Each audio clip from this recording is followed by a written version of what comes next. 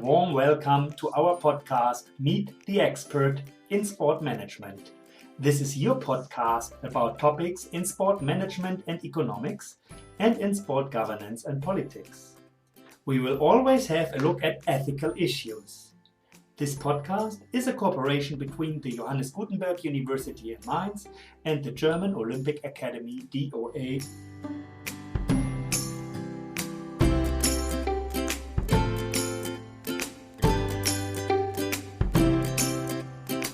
Our topic today is human rights in international sport, and our guest is Sylvia Schenk. Sylvia is an athlete, and in 1972 she attended the Olympic Games in Munich. She became German champion over 800 meters. In 1997 she became a member of the NOC of Germany. Right after, she became a board member of the International Cycling Federation. From 2001 to 2004 she was president of the German Cycling Federation.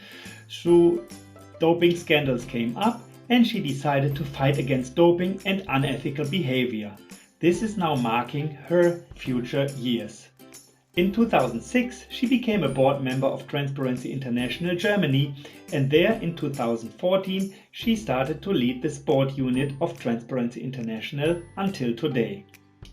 She was working with FIFA on their reforms, and today she is active in many other organizations.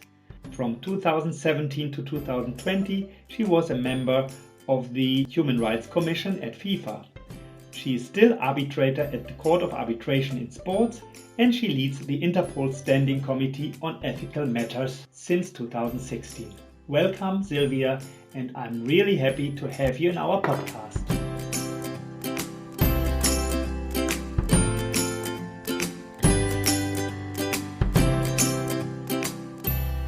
Great, Sylvia, that you are today here with us. Welcome. Hi, hello, Holger. Good, then let's start with our first question. So what do you think was the tipping point to make human rights issues an urgent topic for sport federations? The tipping point surely was the situation surrounding FIFA in 2010 to 11. We had a big corruption scandal, so we had a discussion on governance. We had the awarding to Russia 2018 the World Cup and to Qatar 2022 the World Cup. We had before that in 2008 already starting a campaign of the international trade unions on migrant workers in the Gulf region and together linked to sport. So they were prepared for this new country for Qatar as a World Cup host. And we had the situation in the United Nations that they approved in 2011 the UN guiding principles, and for the first time saying, well, companies, and as well you can apply it for sport organizations, have to respect human rights. This all came together in 2010 to 11, and that was a starting point for non-governmental organizations on human rights, trade unions, and Transparency International to work on FIFA and international sport. So this is 10 years ago now. What areas of human rights issues are the most pressing at the moment? So 10 years later, it's certainly the same, but are there new ones, or what is the most pressing issue at the moment? Well, we still have the situation of migrant workers all over the world. We have it in Japan now for Tokyo 2020. They have a lot of migrant workers and they are not well treated, like in every country with all kinds of migrant workers. We have improvements in Qatar, but still some steps to go. And we have it in Russia. We had it around the World Cup in Russia 2018 with North Korean workers, for example. So that's an overall issue all over the world, in sport and beyond sport. What we have as a big issue is LGBTIQ in several countries. We have it in Russia, we will have it in Qatar and other countries. And what is high on the agenda right now is the situation sexual abuse, sexual harassment. We had cases, for example, in Haiti and in Afghanistan, where the president of the National Football Federations abused members of the national team women, and they blackmailed them and said, you will not stay in the team, you will not stay in the football academy if you don't go to my room. And so that's a big issue right now, and we had it in other sports, gymnastics in the United States. We had it now in short track ice skating in Korea. We have it in Germany in gymnastics and other sports, in football in the UK. So that's very high on the agenda. Mhm. Now we are 10 years after everything started to become vibrant. Next year, we will have the Olympic Games in Beijing and the FIFA Football World Cup in Qatar, two countries where we can expect some demonstrations. In particular, in Beijing, I think there is something coming up around human rights issues. So, which one do you expect, or how big do you expect them to become? Well, I don't expect much within Beijing or within China, because the repression, as far as I can see it from the outside, I'm not a specialist on China, but I have read a lot of articles and I'm talking to human rights organizations. The repression in China is so high that demonstrations within the country are not really to be expected. We will have it from the outside. We will maybe have problems in Hong Kong when the opposition is still alive at that time. There's a lot of repression on Hong Kong too. So I think there will be discussions around it, but probably not within the country. That's my fear. Or my hope, because if there are demonstrations in the country, you don't know what's going to happen with the people. But you can do kind of small demonstrations, such as Rule 50 at the Olympic Charter says that there is no political demonstration allowed during the Olympic Games if you're an athlete. But we know that the Athletes Commission has currently a questionnaire going along and trying to find a way how athletes can demonstrate for Black Lives Matters or whatever comes up in China, to give the athletes an opportunity to speak out. So what do you think about this? Is it dangerous for them to speak out in Beijing then too loudly? Well, I think you have to distinguish what's happening within the Olympic venues and the stadia. So even the IOC said you can go to the press conference and say whatever you want to say.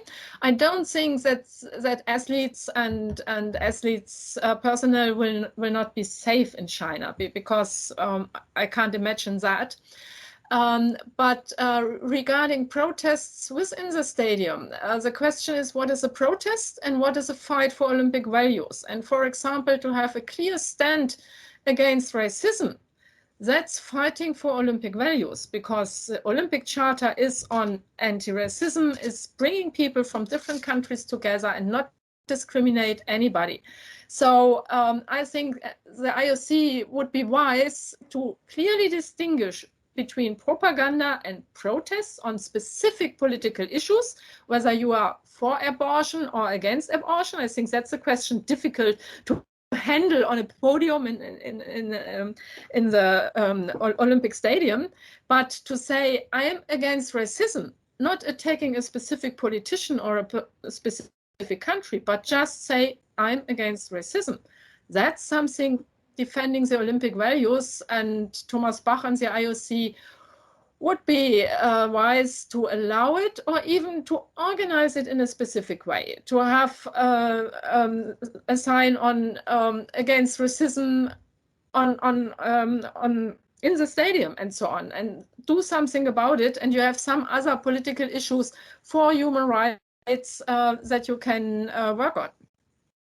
As we are at the Olympics in our talk here, it took some time, at least to my memories, to motivate the IOC, and you were one of the persons really communicating with the IOC to make them considering human rights issues explicitly, as they always said, yes, implicitly in the Olympic Charter we have it in, but you wanted that it is recognized explicitly.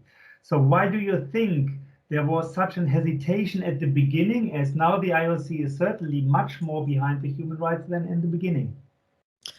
Well, it always needs some time to convince people regarding new approaches on a specific topic. So when I started to work on anti-corruption, if I would have gone to the sport federations and say, oh, you are all corrupt, now I have to teach you about anti-corruption, they would have said, oh no, we are not all corrupt. And quite many aren't. There are some, but quite many have not been corrupt, and maybe some cases, but they have not been corrupt.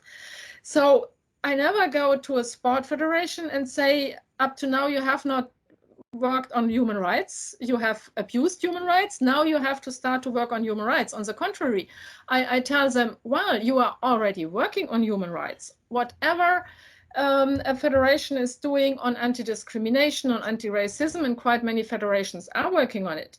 And whatever you're doing on gender equality, and the Olympic Games have done a lot on gender equality. The Paralympics have done a lot for people with disability all over the world and beyond sport, because they have totally changed the image of people with disability. So they have been doing a lot on human rights, but not expressively and not systematically. And while doing something on some problems and on some human rights issues, they neglected others. And what the UN Guiding Principles for Business and Human Rights propose and ask for is to have a systematic approach, to make a risk assessment and look at on all the business you do, on everything you are organizing and doing, and where are risks on which kind of human rights and how you deal with it. So I think it's important not to tell the people, oh, up to now you have neglected human rights totally. That's not true. But show them to have a systematic approach, to look onto all your risks will help you and will help the people who have to do with sports and major sport events. And that's better for you and for the world. You have been an Olympic athlete yourself. That was in 1972 at the Munich Olympic Games. Later on, you also experienced or recognized many Olympic boycotts. So there was a time when there were many boycotts. Now we are not having the Ice Hockey World Championships in Belarus. Is this good or bad? Should we boycott, or should we have learned that the dialogue is better? Well, dialogue is always better. I experienced, not as an athlete, but as a close friend to an athlete at that time, 1980, the Olympic boycott in Moscow, when the German Olympic Committee decided not to go there after a lot of pressure from the German government. And some years later, even the German government said, the Chancellor who has been at that time in Germany responsible, Mr. Schmidt, he said, well, it was a mistake not to go to Moscow and to boycott the Olympic Games in Moscow, because it has not changed anything regarding the situation in Afghanistan. That was the reason for the boycott.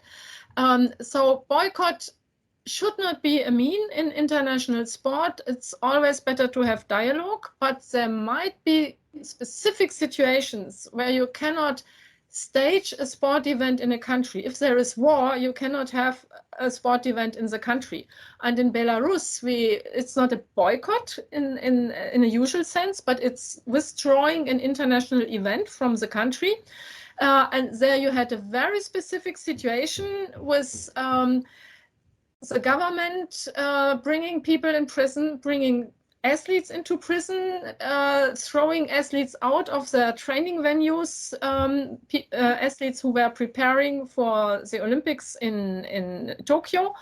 They couldn't go on with their trainings, they couldn't go to competition. There have been athletes in detention. There have been allegations that athletes have been tortured. That one person, I think it was even the president of the Ice Hockey Federation in Belarus, was close to the murder of a person that has been part of the protests in Belarus. There was no investigation. And the president of Belarus, Mr. Lukashenko, is at the same time the president of the National Olympic Committee of Belarus. And the National Olympic Committee, no surprise, did nothing to protect the athletes. And with such a situation, I don't think you can have an international sport event in such a country in that time. And so that was a thing where I said, yes, we cannot go on with the Ice Hockey World Championship there. And it was the same with the Modern Pentathlon World Championship in June that was withdrawn as well. That was the right decision, but it's only if there is no choice. And in this case, I see there was no choice for these federations. Just thinking about taking away a major sport event, are you aware of any other incidences where a major sport event was taken away from a federation after giving it to a country? So to me, nothing is coming to my mind that this happened before. I'm not sure, but in situation of war, then sometimes it didn't take place. In Japan, 1940, for example, in I think 2016 didn't 1916 didn't take place. But I don't know. Maybe there have been competitions. I don't know. When you come into a situation where a country is on war, then and it's not safe for the athletes and the spectators, and then you can't continue with an event.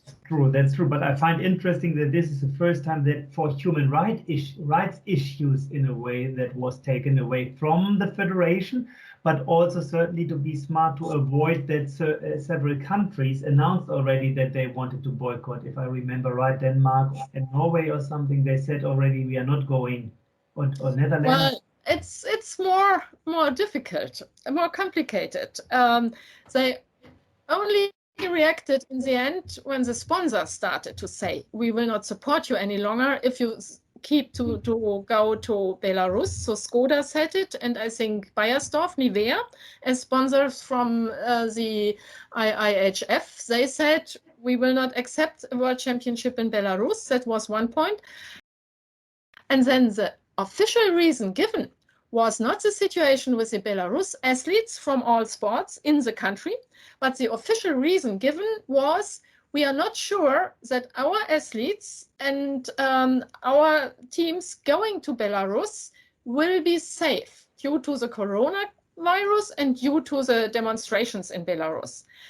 So they didn't say it for human rights within the country, but for the athletes going there. And maybe it's because in the statutes of the International Ice Hockey Federation, there is only a reason to take to withdraw an event for safety reasons for this event, and not for safety reasons for athletes and the overall situation in the country. So that's a point we have to look at and see whether we have to change the statutes of the international federations to have a clear clause within the statutes, and to have it in every host contract to say the human rights situation in the country is important too, and if something happens to athletes and is in relation to our championship, to our event, then it can be a reason to withdraw the event. That's a discussion we need now. That's very true. As your lawyer, you took it right away that you need a reason for taking it away. Otherwise, it will be very, very costly, or is even impossible to take it away. And if this is not given in the contracts made with them, then you cannot take it away. Very interesting. So let's quickly go to my last question, which is related to the European Union. As the European Union will develop a policy to sport and human rights, at least they are planning to do that. What, to your opinion, should be the cornerstones in this policy? Well, again, I think they need to ask the sports federation, or no, they can only ask first the governments to deal with their sport federations in a way that they say we expect from national and then from international sport federations to work on their human rights responsibilities in a systematic way, and to have the UN guiding principles as basis, as foundation for host city contracts, for their statutes and everything. And well, you have the instruments nowadays, you have the knowledge. So it's just to apply this to sport and make sure that in a country like we are just discussing it in Germany, whether the German Ministry of the Interior for giving funding to international to national sport federations for an event, or for a candidature for sport officials on the international level, whether this funding should be under the condition that human rights, for example, and governance criteria are part of the candidature and are part of the organization of the event, for example. And that's something we are going to do in Germany. And I know that other countries have already regulations like that in place or are working on it. And if the European Union gives a push to this and makes a proposal, I think that would be very helpful. Mm-hmm. Okay, thank you very much for this interesting talk. Now let's come to the last part of my podcast here. As usual, I like to ask you 5 questions and you have to answer them from top of your mind, so without long hesitation. Are you ready to take the challenge? Okay, then we start with my first question.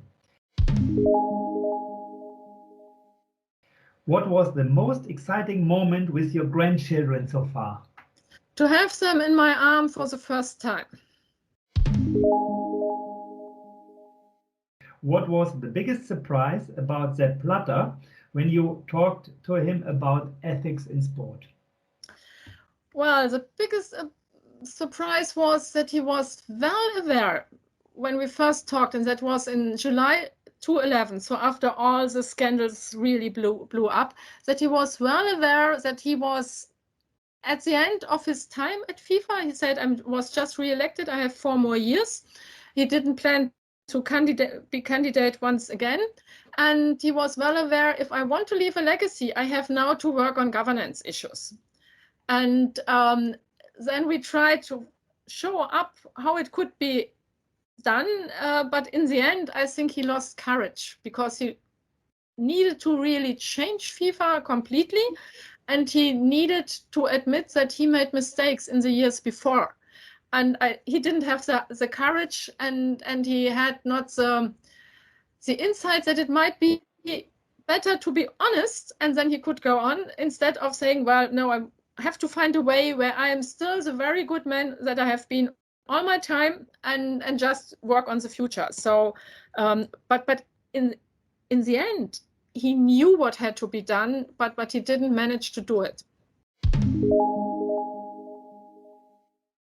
Third question, Olympic Games in Germany, 2032 or 2036?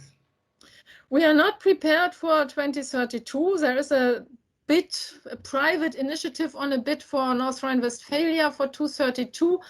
But it's separate, it's privately, it's not linked to the strategy. We are just discussing on major sport events in Germany. So I think it should be 2036, and it should be after a stakeholder involvement on the national level and a clear discussion which region, which city will be the best for the Olympics and for Germany for such a big event, and not just because some private people start to have North Rhine-Westphalia as a candidate for Germany.